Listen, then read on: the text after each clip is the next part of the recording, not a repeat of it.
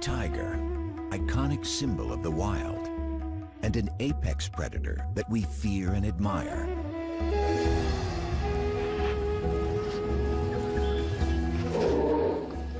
In our imaginations, they roam the jungle. But today, many tigers have never even seen the wild. The vast majority of them spend their lives in captivity. Princess is an American tiger, a distant relative of her wild ancestors. She doesn't even know how to hunt. Most tigers in America aren't found in zoos. They're privately owned. There are more than twice as many of them as the highly endangered wild tiger. This could change if new legislation is passed that would ban the private ownership and breeding of tigers. What are the issues surrounding captive tigers in America? And what does the future hold for their wild cousins?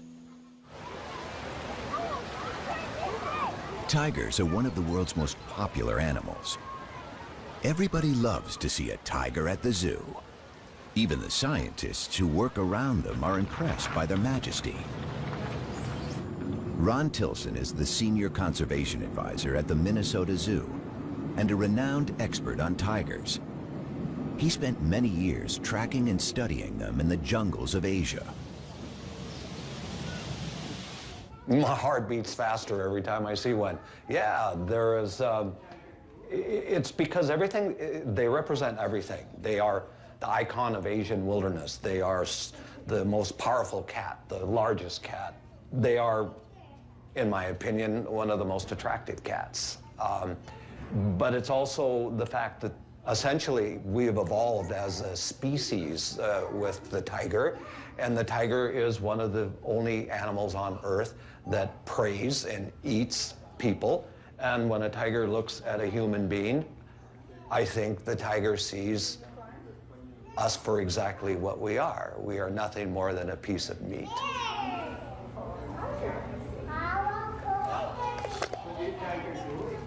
The tiger and the power it represents has always fascinated us. At the beginning of the 20th century, there were 100,000 tigers in the forests of Asia. The first tigers came to America as entertainers.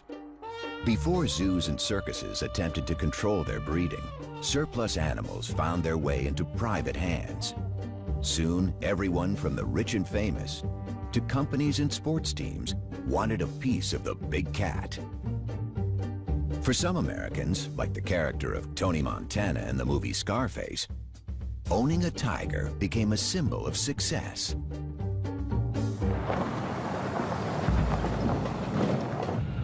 Martin Dins is a celebrity veterinarian and was one of the first to specialize in exotic animals. His talent and reputation led him to work for A-list stars like Michael Jackson and the magicians Siegfried and Roy. He witnessed firsthand the rise of the tiger population in America. The tiger pet phenomenon became a trend, I would say, in the early 60s. We could be driving in Beverly Hills and see a person driving a convertible with a tiger sitting up in the back seat. Or people owning a Jaguar, a big Jaguar, driving around in their Jaguar with it. There were no import restrictions. There were no restrictions on the sale out of a pet shop of these kind of animals. You know, a little tiger cub is nice and cute, so people thought it would be fashionable. It was unique. They could show it off, and it was trendy then. The pet tiger phenomenon may have existed briefly in other parts of the world, but it never had the dimensions it's taken on in America. In the 1970s, actress Tippi Hedren, the star of Alfred Hitchcock's The Birds, embarked on an unusual film project. She starred in the movie Roar, where actors and crew members rubbed shoulders with dozens of lions and tigers. I can't believe we did all that we were foolish enough to do it. So many of us were hurt. you know, that it was, you know, insanity. It was truly insane here. Tippi Hedren radically changed. She converted the Roar movie set into the Shambhala Preserve, a sanctuary for abused and neglected big cats. Her strong stance against private ownership has drawn attention to the issues facing captive and wild big cats. In the wild, tigers are threatened by habitat destruction and human encroachment. They've been hunted and poached for their skins. Most of all, they suffered from the illegal trade of their parts for use in traditional medicine. 97% of the species have been wiped out over the last 100 years. And with only 3,200 wild tigers left, they are facing a total crisis. Well, just about everything has been tried, and just about everything has failed. Everyone is trying to think through how to go about making a future for tigers, and the bottom line is that we've failed in every example. There is no one place you can put your finger and say, aha, here's the magic formula on how to save tigers. Tigers have been on the endangered species list since it was established. In 1973, it became illegal to import tigers born in the wild. So the tigers living in the United States today are American, born and raised. The population of captive tigers has been steadily growing. In the wild, a female spends a couple of years teaching her 3 or 4 cubs how to hunt and fend for themselves. But in captivity, she can breed every year. Today, most American tigers are privately owned, and some people still keep them as pets. Susanna Kukol and Scott Shoemaker live in the small town of Pahrump, Nevada, with their 6 tigers. Hey, baby. I know. Mama's girl, huh?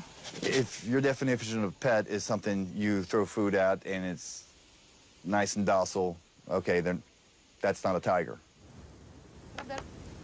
That's my girl. That's my girl. Oh, that's my girl. In the cage, it's just fun. Outside, that's when it's like, okay, we are going for the walk, we are gonna go for the training. So outside is like you are in school. In the cage, it's, okay, it's their place, it's their home. Oh, somebody's being cute. So basically, that's the golden rule. You don't push them into any serious training in the cage, and you never ever turn the back on a tiger. But not all captive tigers are pets or collector's items. Some private owners see themselves as conservationists and believe America is the tiger's Noah's Ark. Patty Perry runs her own Center for Conservation and Education in Southern California. She is also the vice president of the Feline Conservation Federation, the largest organization promoting private ownership and breeding of captive exotic cats in the United States. It's far from perfect, but in our world today, we have to have captive breeders, private captive breeders. We have to have private educators, because the zoos can't do it all. You don't get that kind of contact and that kind of one-on-one at a zoo. They have been poached, they have been hunted for their pelts and for their internal organs, and we have very, very low populations. This is Prana, the standard. The snow white is Vishnu.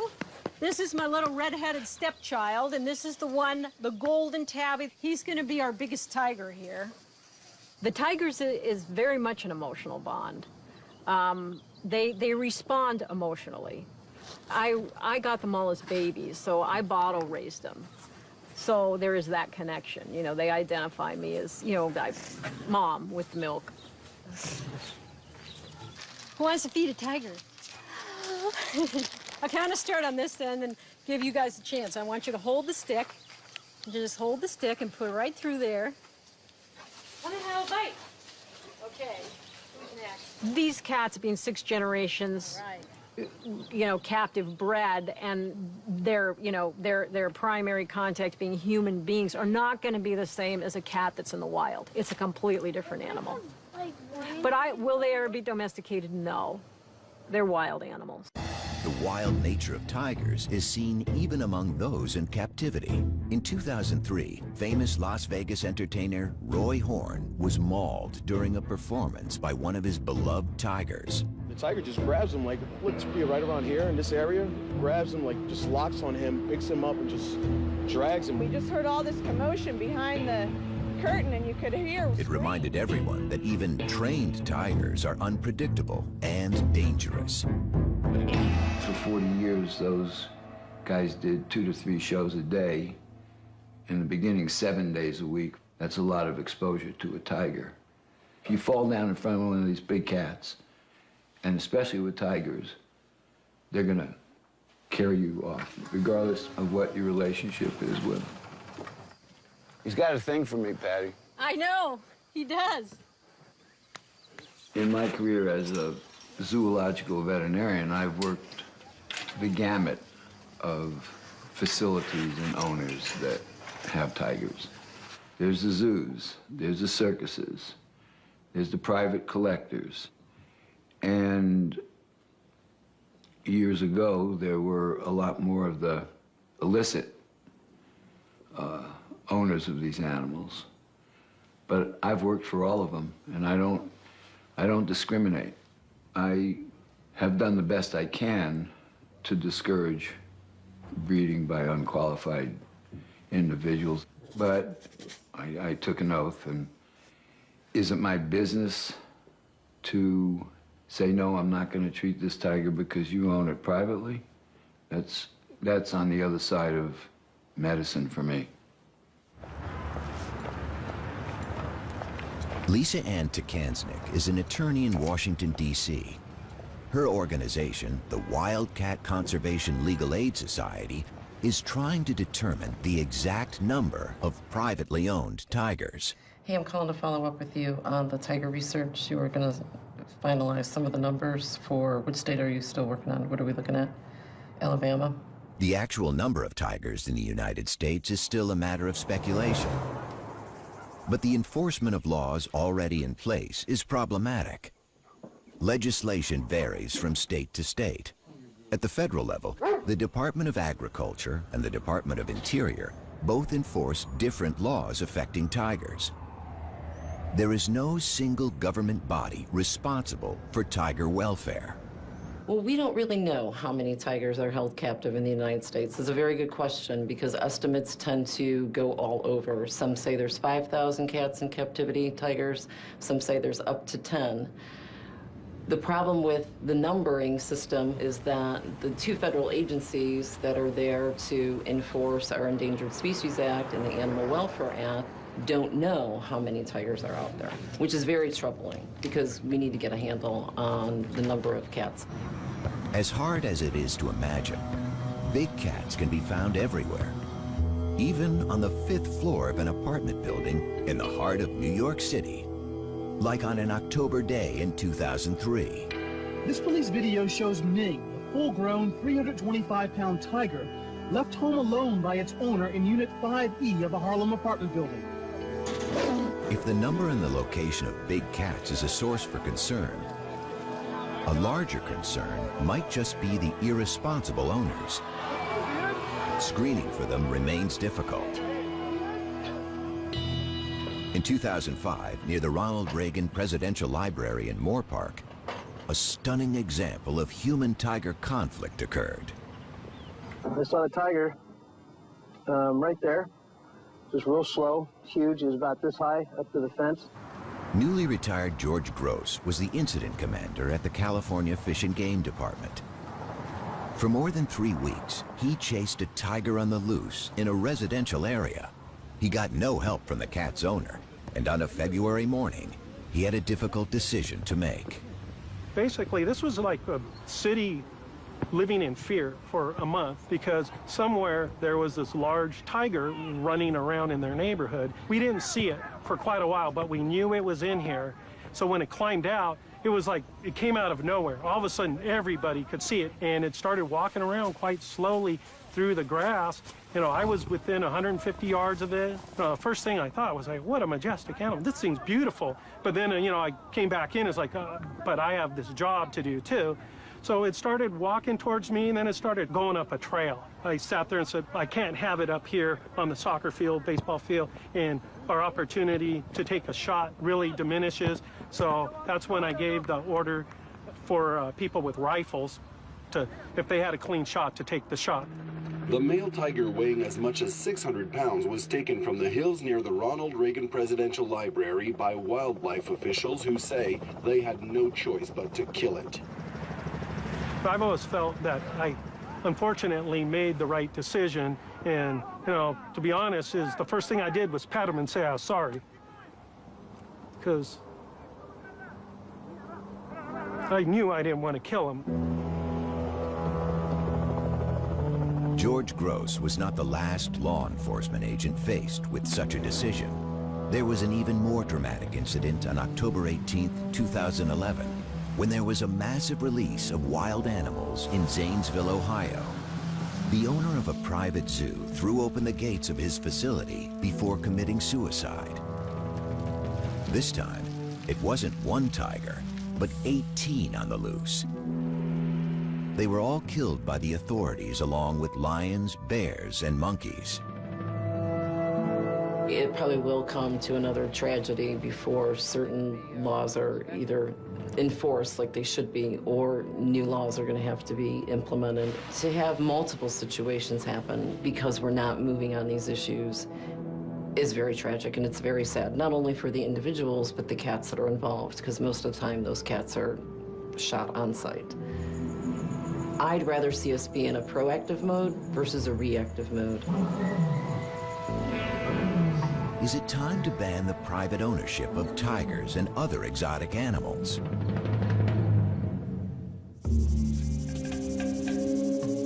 "26 states banned the private ownership of tigers, but in many states, it's still legal to own and breed them if you have a permit.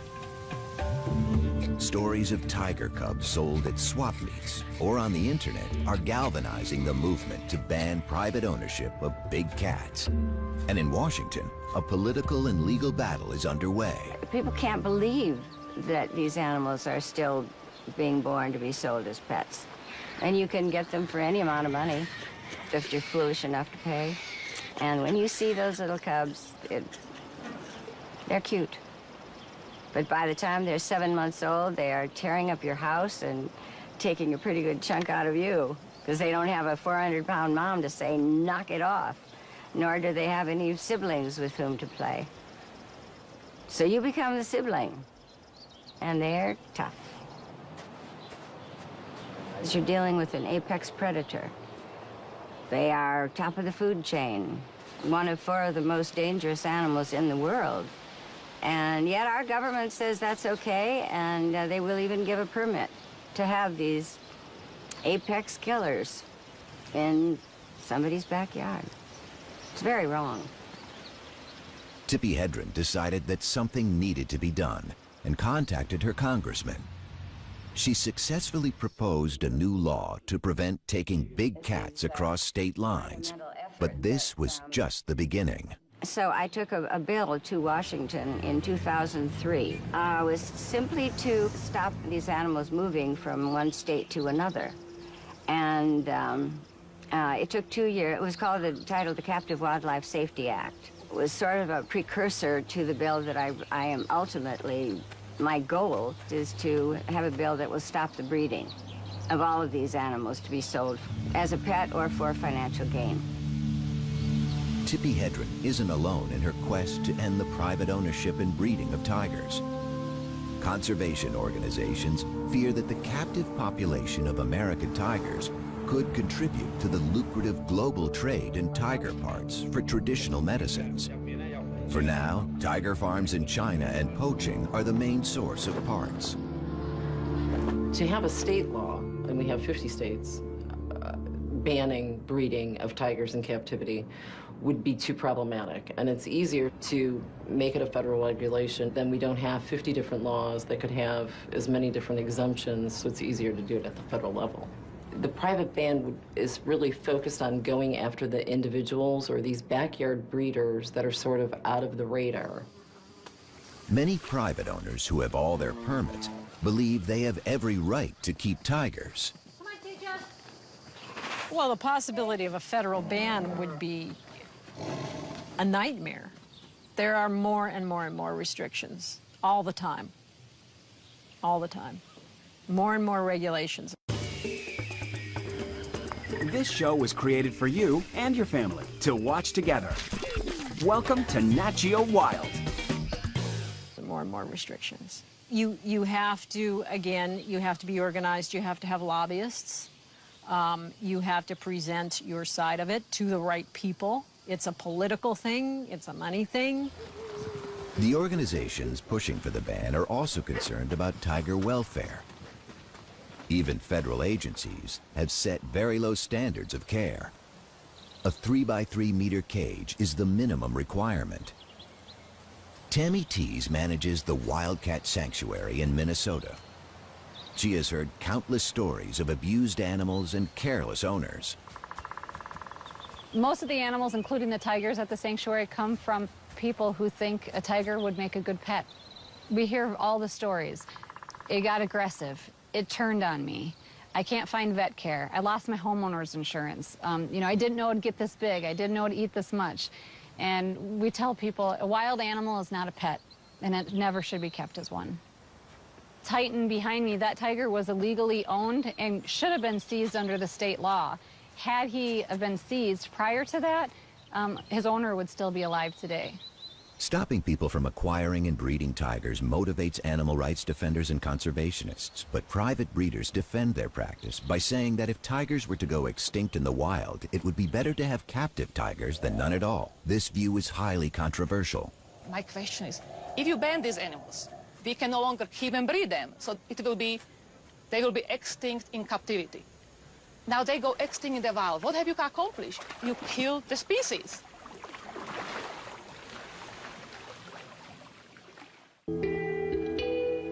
A ban on breeding or keeping tigers has broad implications. While the United States looks to control unregulated breeding of tigers by private owners, across the world, extraordinary efforts are being made to save tigers in the wild. For Ron Tilson, zoo tigers represent a backup for the wild population. He has been the coordinator of the Tiger Species Survival Plan, designed to maintain healthy and genetically diverse tigers. In the zoo world, we try and have what we call a hands-off management. That means let's not touch tigers, let's not play with tigers, let's consider them really quite dangerous. For the longest time, I refused to even call a tiger by a name. I'm not particularly fond of house names. To me, they're numbers. They're a stud book number, and I see a tiger more as a collection of genes. And what I'm concerned about is the future, way down the line, that these animals still maintain their tigerness. Scientists have divided tigers into 9 subspecies. 3 of them have already gone extinct. The Bali tiger in the 1940s, the Caspian tiger in the 1970s, and the Javan tiger in the 1980s. Surviving are the Siberian or Amur tiger, the Bengal, the Indo-Chinese, the Malayan, and the Sumatran tigers. They are all endangered. And the last South China tigers can only be found in captivity. We know every tiger in the North American zoos, and we know its lineage. We know every parent, grandparent, great-grandparent, great-great-grandparent, all the way back to its wild-caught mother and father. So we know exactly where they came from in Russia for the Amur tigers, and we know who they mated with and who their offspring. So we have these like giant family trees. Unlike most zoos, Most private owners don't know the lineage of their tigers because no one has kept track of their pedigrees. Yeah, there you go, Elvis. Tigers from different subspecies resemble each other, and most breeders aren't interested in keeping subspecies pure. As for subspecies, I don't believe in them. I don't care. And some of them might have more Bengal blood in them because some of them don't actually grow the big, thick fur in winter. Some of them do, so I know they have a lot of Siberian blood with them. The white tiger is the best example of breeding for looks. Loved for its striking appearance, it's not a subspecies, but a color morph, the result of a recessive gene that causes 1 in every 10,000 tigers to be born white. White tigers are almost non-existent in the wild, but they are often bred in captivity. This has made them highly inbred and more susceptible to health problems. And that's not the only consequence of private ownership. People notice that many tigers in captivity might be bigger than in a wild, because in a wild you need to stay athletic to catch prey. In captivity, they get their food served basically on a silver platter. And one of the reasons many tigers in captivity are huge, they are simply fat, they are obese, not good for their liver. A lot of the stuff American tigers are fed, it's basically stuff we eat, it's from supermarket. Some of the meat might have some hormones in them. The other theory is some breeders might selectively breed for bigger size because it looks impressive on display. Huge tiger, it looks more impressive than small tiger. Might be simply because they just don't exercise as much as the ones in the wild, because any cat, even in the wild, if they don't have to move, they don't move, they sleep. The scientific community has labeled these tigers as generic. They look like tigers, but are they really?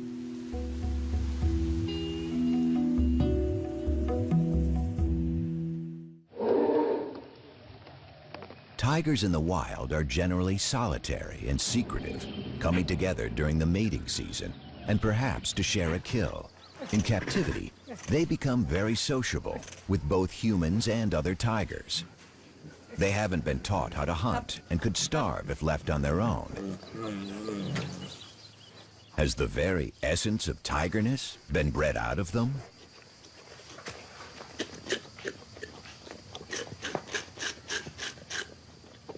What we do know about subspecies, legitimate subspecies, is that we know what their genetic makeup is according to molecular biology. Okay, it can be defined. And that is why the private ownership tigers, they will never contribute to the conservation of wild tigers, simply because, not because they're not a tiger, because in a sense they are a Panthera tigris. That's the Latin name for what a tiger is.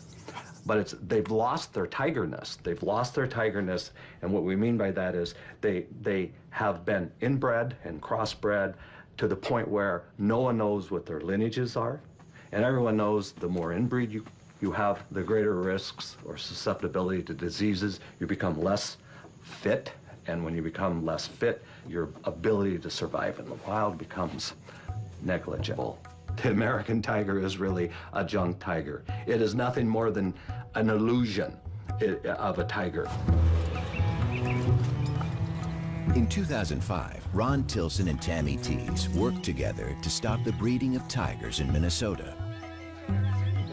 They're concerned about the conditions in which private tigers are kept. So Sabrina is supposed to be a Sumatran Bengal mix, and she's our worst abuse case we've seen. She charged the fence nonstop. Mm-hmm. Yeah. But she does have, from this up around the face and that sort of this Sumatran look to her with the really black stripe. And she's got a lot longer. They'd welcome a federal ban on breeding and ownership if it were to pass tomorrow. I wouldn't want to see these animals abused. You can't do that. That I would lose sleep over. But I would certainly like to see them all neutered, and I would like to see them well taken care of until they die. Would that bother me? No, that would put me to sleep really well. We'll just simply lose a large number of worthless tigers that consume resources that should be spent on wild tigers and that actually corrupt the message that we're doing something wonderful for tigers when in fact we're not doing anything for tigers.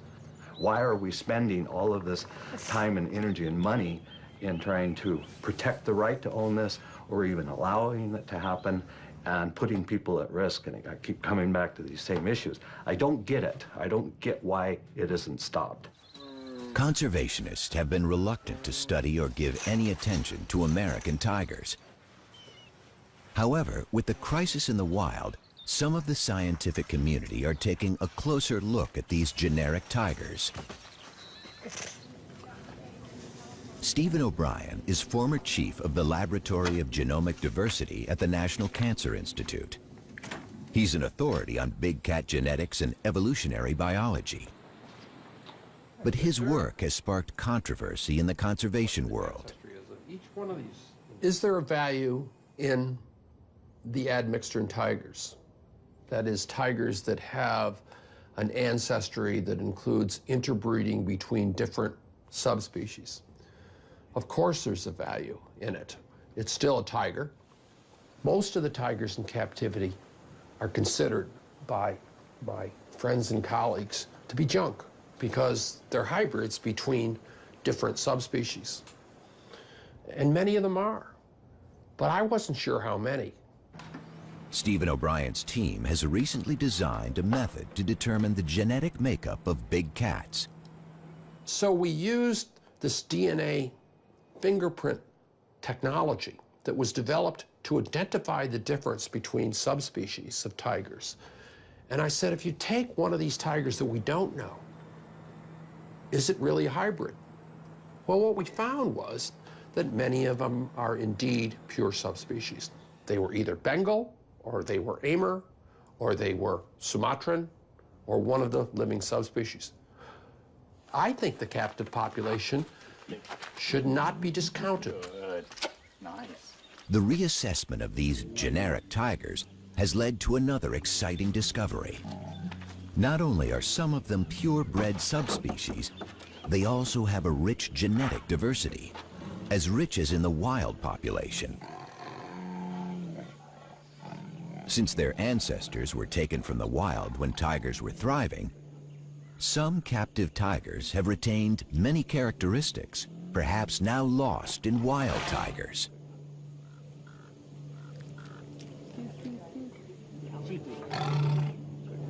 Tiger conservationists have been quick to point out that the sample studied by Stephen O'Brien did not include a significant number of backyard-bred tigers. Still, he believes that each tiger counts.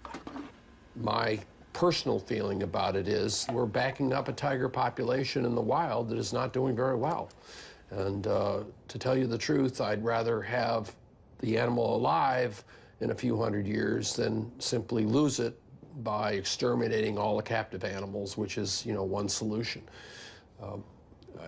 Maybe that's not a reasonable thing. I realize not everybody agrees with that, but I really think that, when evolution creates a species as magnificent as the tiger, it only does it once, and if you lose it, it's not going to come back. It seems that some captive tigers could play a role in the survival of the species. But what about privately owned American tigers? Will they be around long enough to be part of the solution? The wild tiger population was almost 10,000 in 1990. 20 years later, there are only about 3,000 animals left, and they are vanishing faster than ever. When I first moved into this office 25 years ago, I had this big concrete wall and I wondered what I wanted to put on it. And it came to me, why don't I have the covers of magazines that are focusing on tiger issues? It starts back here, The New Scientist. Does the tiger have a future? That's what we're talking about right now. Too Late for Tigers in Wildlife Conservation magazine. Doomed, cover of Time magazine. The Last Tigers. Initially, I thought they were very interesting because it gave me a focus. But what happened was that this message just became such a common message. It's a little bit like the sky is falling down, the sky is falling down, and after a while, no one hears you calling. World leaders seem to be finally waking up to the dire future facing wild tigers. In November 2010, an international summit was held in St. Petersburg. The goal was to develop a strategy to save the wild tiger from extinction. Heads of state from the 13 tiger range countries set a target to double the population by 2022 and committed over 230 million euros. But is that enough? The threats facing the Asian big cat are many and serious. In August 2011, the U.S. Fish and Wildlife Service announced that it wanted to reinstate a permitting process to control the breeding of generic tigers. This would severely reduce the number of tigers bred in captivity. But for the proponents of a total ban on private ownership, things aren't moving fast enough on Capitol Hill. Along with private owners, the entertainment industry is lobbying to slow down the legislative process. I am very annoyed that this bill is in the status that it is. It's just up in the air right now because we can't, I am not going to buckle and say it's okay to breed these animals. It's a huge problem. Come in age? Yeah, she's a little fat. She's getting old. You gotta maybe try the 5. But tigers have created jobs and income. They appear in movies. They're still popular in circuses.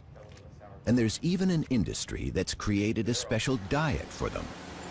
In these days of economic turmoil, a ban that would cost American jobs isn't easy for a politician to support. To be honest, I really don't know what the federal ban will do because like so many of the federal regulations and the state laws, there's going to be exemptions carved out of a federal ban on breeding tigers and other big cats. So the circus industry could be exempt, entertainment could be exempt. It'll be a very long process because there's a lot of money involved. From the professional's standpoint, it's a sensitive issue because they're being regulated out of the business. And well, from the owner's standpoint, it's a sensitive issue because they're attached to the animal. And they're emotional about it. Only recently, American tigers have come under scientific and legal scrutiny, and their fate raises many questions. But if the wild population is to double, animals bred in captivity will be required for the complex process of reintroduction. Even though conservationists have every reason to be pessimistic about the future of the tiger, there is still some hope. We're on the cusp of a new revolution in tiger conservation, and that is looking at reintroduction of captive individuals back into spaces where they once lived. The big issue is, can captive tigers actually go out and live and survive on their own in the wilderness areas? The honest answer to that is, don't know. There's some who say no, they have to be taught how to do this, and they learn from their mothers, and the mother can't teach them if there aren't natural prey. But in fact, all of these are little roadblocks. All of these can be taken care of and surmounted. Captive bred lions and cheetahs have been introduced into the wild in South Africa. This has encouraged Chinese officials. Today, South China tigers are being prepared in Africa for their reintroduction in China. Each generation will be released into a larger and wilder setting. They will learn how to hunt, teach their skills to their offspring, while having less and less contact with humans. But preparing tigers for their release is only half of the challenge. Experts know that wild tigers need space, and 250-kilo predators also need prey. Preserving the ecosystems of tiger range countries is as crucial as preserving the tigers themselves. That's why there are so few of these rewilding efforts. We need some new ideas if we're going to really realize the prediction of the St. Petersburg summit to double tigers in the wild. And one of the possibilities is to be exploring places where we can restore tigers. Central Asia, the former range of the extinct Caspian tiger, is a vast region with a sparse population. Countries like Kazakhstan and Uzbekistan did not participate in the St. Petersburg summit, but they are prime candidates for bold conservation initiatives. It's a habitat area which is very low in human density, which is important for reintroduction of tigers, which has the potential of being homes for tigers from different parts of the world. There are conservationists in these areas that I think, in fact I know, would be very interested in hosting tiger reconstitution or reintroduction in those regions. For these programs to work, more tigers will be needed. The fate of thousands of privately owned tigers is being debated by scientists, lawyers, and politicians. So far, no one has asked for any of these tigers to be shipped overseas. Princess, look at mommy. Princess! There she is. Will the American tiger have the chance to play a role in the future of the species? That has yet to be determined. But perhaps one day, an American-born tiger will be set free to join its wild cousins.